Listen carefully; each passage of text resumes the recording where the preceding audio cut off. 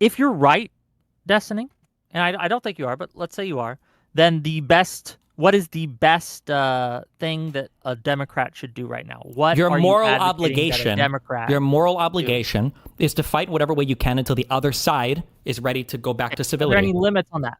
It's what you match. It's tit for tat. It's tit for tat. You match whatever they're So It's the doing. most successful I think we know what that biological, means. that's the most successful survival pattern that's ever been discovered in all of computer science and all of evolutionary history. Yes, every other strategy is defeated. Yeah. We can caveat and say in a video game, but I think we know exactly what that means. If it's tit for tat, well, what was the tit that just happened? Which means what is the tat in response?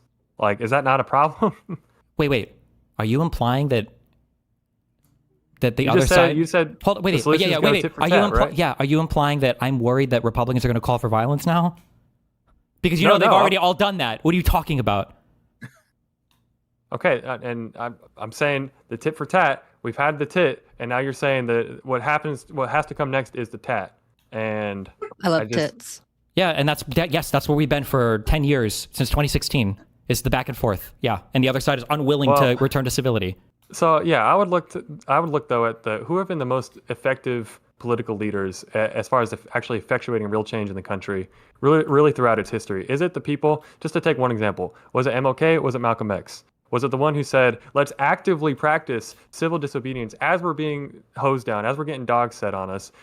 We're going to remain unerringly peaceful in the face of this horrific violence because that is what's going to garner sympathy and win people to our side and persuade hearts and minds. Was it that guy who got massive legislation passed, or was it the guy saying, no, actually, they've oppressed us, they've shot us, they've killed us, they've lynched us, it's time to take up arms and defend ourselves, which is the mentality that you're taking here now. MLK's attachment to nonviolence was a strategy that was effective because people could accurately perceive that one side was attacking the other. Right now, you have an entire media apparatus that is lying to the entire country about who's committing the violence, about who's radicalizing everybody. They are unable to perceive what's actually happening. That's the issue. Again, over 80% of conservatives right now don't even believe in the results of the 2020 election.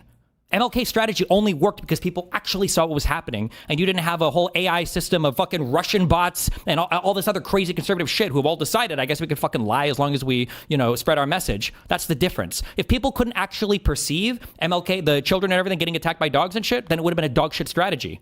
Here, Gen Z, let me put it this way, okay?